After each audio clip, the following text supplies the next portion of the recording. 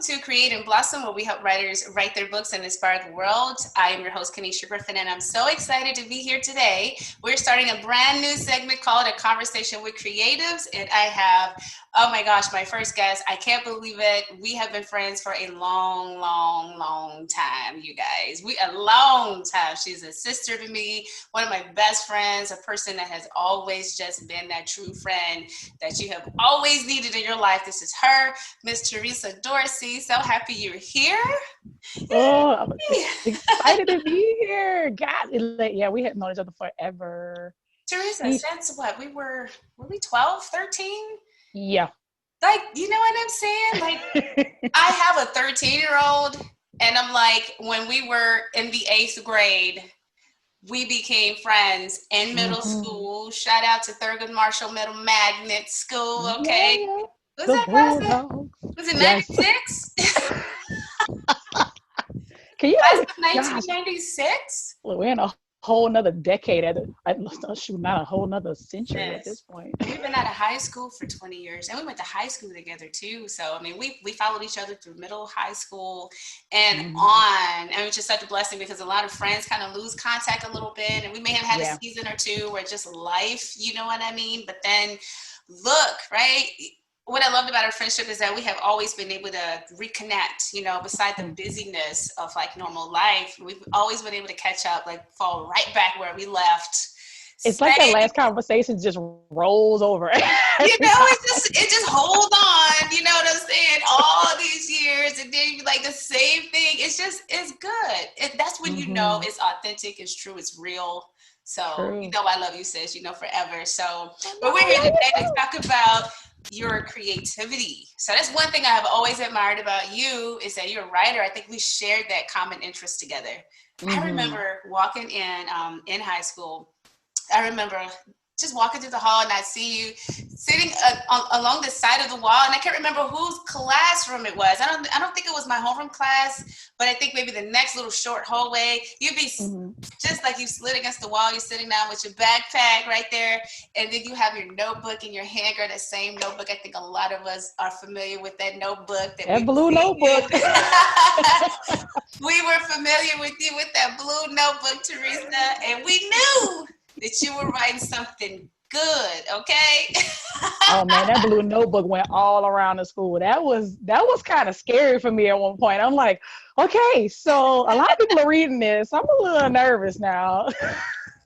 Exactly. Look, we knew you always had a good story, a good short story, even poetry that you'd be working on. So we want to hear from you. So tell me a little bit how your writing journey started. We'll just go ahead and start there and then just keep this conversation going. Okay.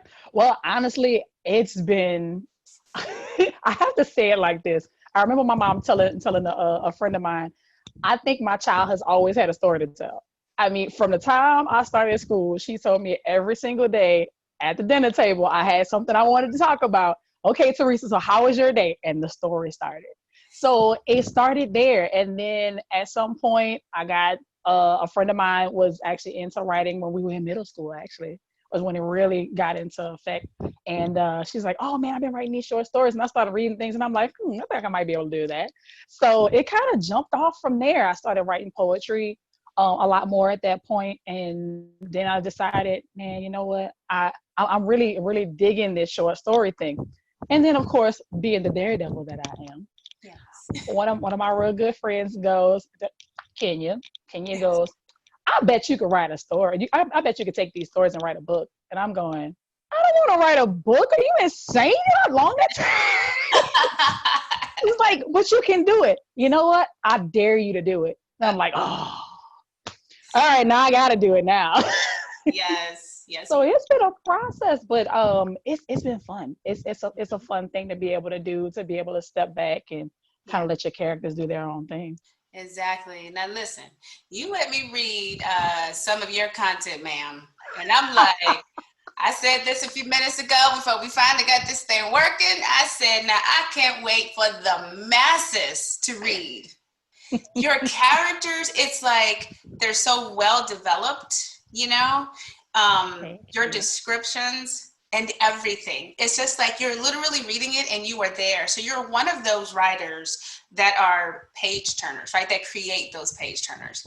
I've always thought that about you. I thought that about you in high school, even back then, which is why that blue notebook was circulating around the whole high school. Because So much. What's happening next? Did you write the next part yet? You know, everybody want to know what's going on. And it's really like, it's that good. So like, tell me, how did you learn, or I guess, how did you practice and finally kind of perfect being that good in terms of with your novels, with your stories? Because I mean, your descriptions, like, where do they come from? Where does your inspiration, these characters, everything, where does it come from for you? A lot of it, honestly, I'll be honest with you, it really came from my English teacher. It was okay. Everything when it came down to writing essays and just content for school in general, it was, hey, look, details, details, details, details. I want to know as much as I possibly can about what you're writing. Yeah. So after she picked my brain so much, I started transitioning it over into my personal writing, and I realized, I'm like, you know something, I could make this sound a little bit better, and I could make this a little bit more what's the word I'm looking for? I want people to be more engaged. That's what it is. I really want them to be able to be in that space. So it got to a point where I started pushing myself to do more detail, tweak my characters. Sometimes even using my personal experiences, using other people's personal experiences. That's true.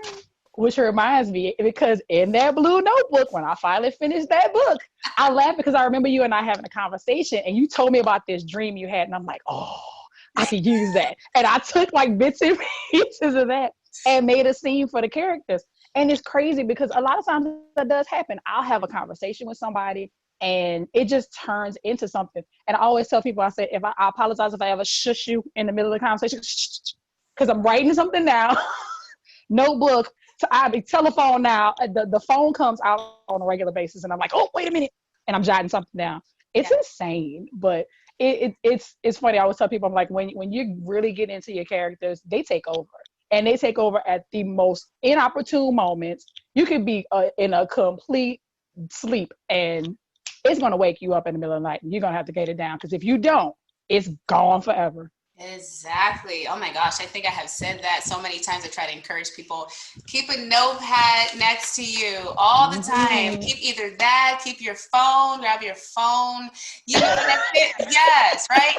As a writer, that's like critical, because like you said, we'll get inspiration. We'll get like a thought in our minds, man, in the middle of the night. We trying to get some sleep. We wrestling, and like all of a sudden, man, that idea is good. If you don't like act now, you'll like wake up the next morning and be like, what was that idea I had last night? It was something I thought about, and oh, I can't remember it, you know, like shoot, and then you're frustrated, and like you go the whole day try real hard to remember that one idea you had that you just knew was gonna be a good one. Now you done lost it.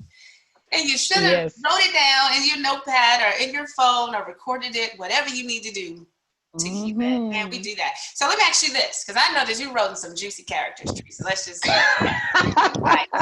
It is what it is. Look, you write some characters, ma'am. All right. So what would you say so far is your favorite character that you've written, and why? Ooh, probably, I know, right? Probably with this new project I'm working on, I want to say that out of the 4 characters that I have, I feel like Jasmine's going to be the one. She is the firecracker out of the bunch. Yeah. And because she's the firecracker out of the bunch, there's so much to her that I can develop. And it's crazy. I always tell people, I'm like, sometimes when you're a writer, you have a bunch of voices in your head. And people think we're nuts when we say that, but it's the truth. Sometimes what happens is that character will take over your mind for a while, and you just get stuck on just their storyline. And it happened with Naomi. It happened with her. And I felt like, I'm like, okay, she's kind of coming out of her shell, but Jasmine's the one. There are things that I feel like are gonna just explode with her because of how fiery she is, how passionate she is. Yes. There's going to be a lot of things that are going to come from her that nobody expects. Look, and there's a reason why she is the way she is. So that's got to all come out. It's Now all look, gotta come out. y'all. I'm gonna just say this. Sorry for everybody else who has not had the chance to read a sample of her work. I have had a chance to read samples. I have read about Miss Jasmine, and she is not lying. This is a good character. Like you really did it with this one. So I'm excited to see how she continues to develop all the different scenarios you have her put in. It's just like I said, I know it's good, and I can't wait for everybody else to see it. Okay, so what is one of your writing processes? Tell me a little bit about that, because I know everybody's got their own process. You know, some of them, like after a long day at work, they do it late at night. Some people get up in the morning and do it, or some people, like to have music in the background. Like I remember with one of my stories I was writing, I'd love to have some good R&B, like that old school R&B, in Yes. the background. I'm listening to some Usher and some Monica, some Brandy in the back Yes. while I'm working on my stuff. So like, what does that process look for you when you're working on your book? Oh, music is definitely a big thing, specifically when it comes down to certain scenes that I'm writing. So I had one I was working on as a club scene, which I thought was hilarious. So I had to go back with the setting. I'm like, okay, what was the music around this time around this particular setting? And I'm all on YouTube looking for music, and I'm playing stuff. And as I'm playing, I'm writing. So it really just depends, but a lot of times it really is the music that drives it. Yeah. I've noticed more now, I guess maybe because I've gotten a little bit older, I write more at night than I did during the daytime. Yeah.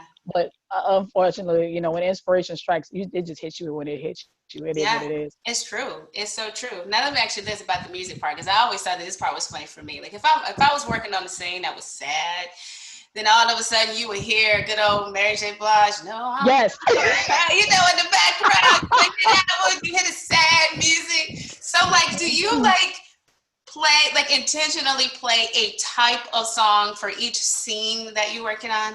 Oh yeah, yeah. Mood music specifically. Oh yes. Oh, especially with the love scenes. I'm like, okay, I gotta get this going right, because this is how my playlist started. I have probably about 12 CDs of mixed songs, all love songs, and it's different varieties. But I mean, it just got started from that. Because I Yeah. was like, okay, well, I got all this music, but I don't want to keep putting it in groups. And it's harder to deal with if I have to get on a computer and my phone and all the rest of this extra stuff. So I just started making CDs at that particular point. So There you this is a while back, because everybody's on MP3s and SD cards and all the rest of that stuff now. I And know. We have but technology just took over. right, exactly. So I'm like, digital stuff's cool and all, but I'd rather go jump on my CDs and throw my stuff on, because I know what's on it. I know exactly what I'm looking Right. for. And when I find it, I'm in the zone. That's it. Yes. Oh my gosh. I just love it so much. So like, wow. So like, music is a huge influence. I think you talked about a lot of things that I had talked about a little bit of some of the Creative Awesome videos, like the importance of keeping a notepad handy. Like you need to keep Mm-hmm. something close by in case you get that inspiration. It was something, she mentioned too, T, that had me thinking like, yeah, I remember mentioning that too. Just all the things that's necessary for writers to just have success, while working on their stuff. Mm-hmm. And I know we all go through a very different process. Some of us do it at night, in the morning. Some of us have pockets during the daytime. Well, let me ask you this too. I know that we're all still kind of in the middle of this pandemic, good old coronavirus, and it affected everybody Yes. around here. Like, we're all still open for the day, but we cross over that bridge. How has that Mm-hmm. affected your writing? Has it in any way? And if so, in what way, whether it's positive or negative? How has it affected you with your writing specifically? I feel like honestly, it gave me a little bit more time to develop more time to write, Yeah, because I'm one of the lucky ones that can actually work from home. Not everybody can do that.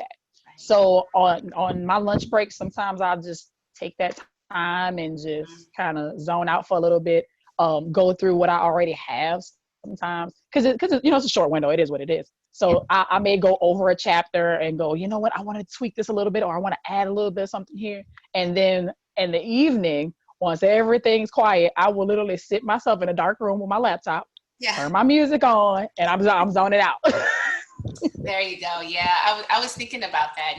Like even though a lot of us are put in like different situations, it's still, if you look at it from a different angle, a different perspective, or at least Mhm. utilize the change, then I'm gonna have to plug in my laptop. Lovely, and I'm recording this, so hey, everyone's gonna know I need to turn in plug in my laptop right now.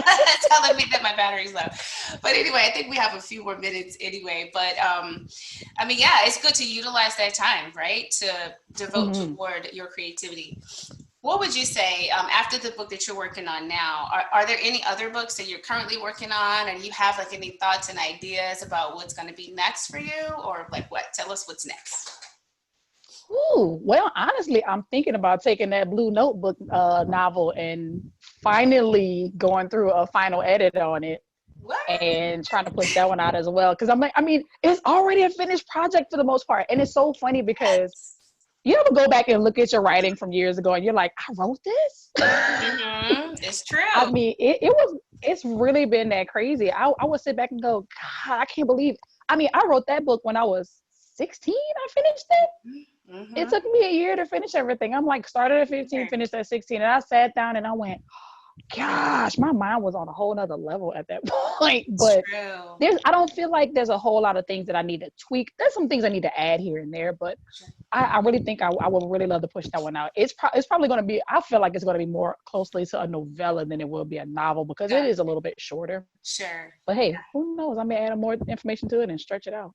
You might be able to. Look, I'm glad that you didn't like just throw it away. I'm glad that it wasn't destroyed by Hurricane Katrina because we know that we like lost so much stuff. Like I lost journals and diaries and stuff I wish I would have been able to hold on to.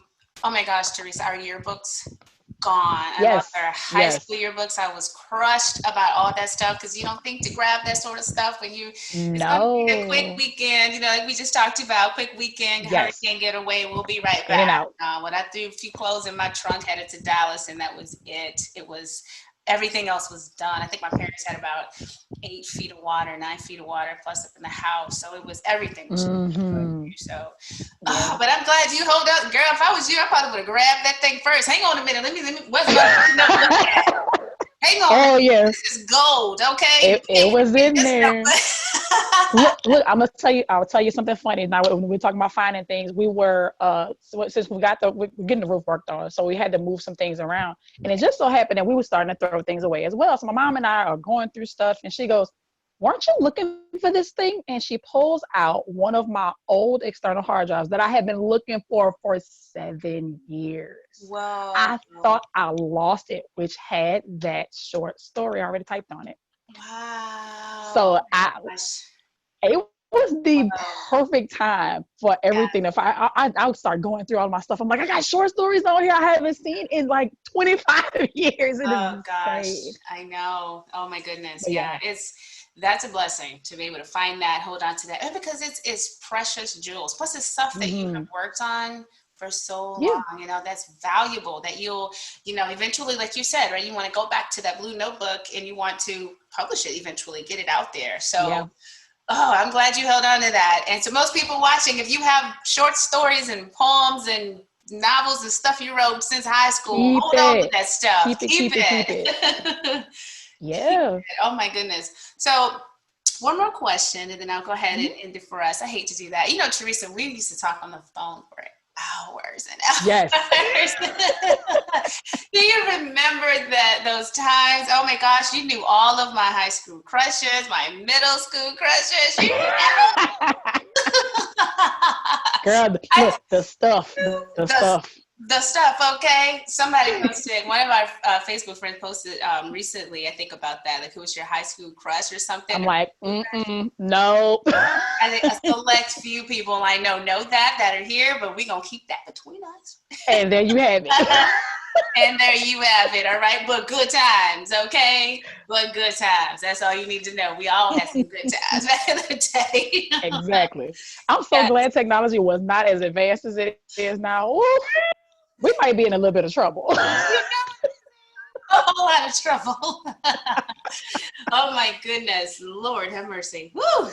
But wow, that's crazy. So, oh my gosh. Well, I'm so excited, Theresa. I mean, you are one of my, like I said, one of my dear friends, but man, your creative brain has just always been something that always inspired me. You know, I think we both kind of walked through a little bit of that together. I don't know that I had one notebook dedicated like you did. I probably went through journals and a couple of different things, wasn't consistent, but I love that you maintained that consistency all through these years. You kept that up, and now here you are. So I'm excited.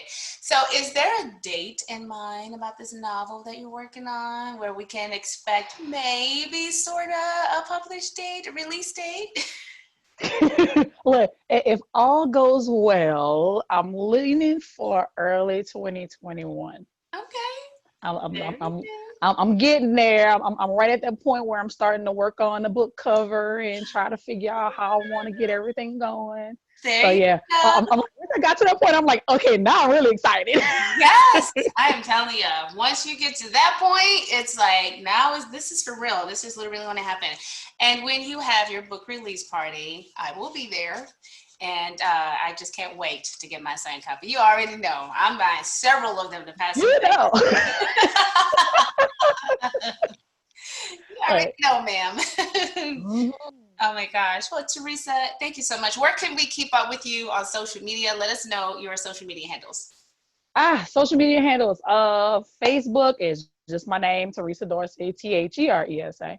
On Instagram, it's my old writing handle for my poetry, Passion Fire 2K.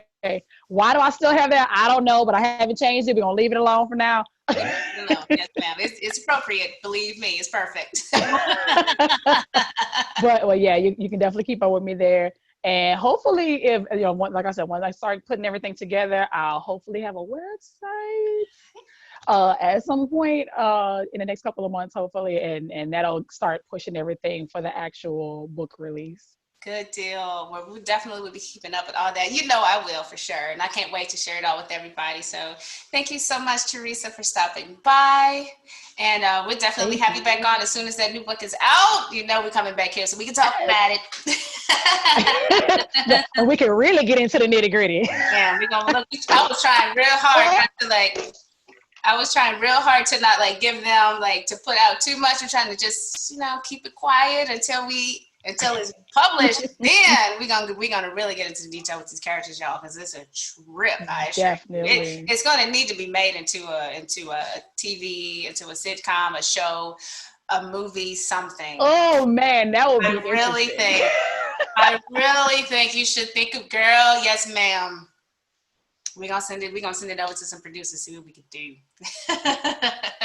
Hey, it is what it is. Look, we might need to shout out Oprah. Oprah, come talk to Hello. me. Exactly. Hey. Right? All right, girl. Well, Theresa, I love you, girl. We're gonna be talking to you soon for sure, okay? Definitely. Love you too. Okay. Take care. Mwah. You too. Thank you so much for tuning in to the first episode of A Conversation with Creatives with my dear friend, Theresa Dorsey. Man, that conversation was just so good, right? There were so many important nuggets that we talked about, right? We talked about just her writing process, how that goes, how she develops her characters, where she get her inspiration from, what are the things that she uses that helps her to get moving with her book. I mean, so many powerful pieces of information that I know is going to encourage and inspire you if you are a creative as well and interested in wanting to write your novel. So look, take it from me and Theresa. If we could do it, then you definitely could do it. So thank you so much for tuning in. Definitely look forward to talking to you next time.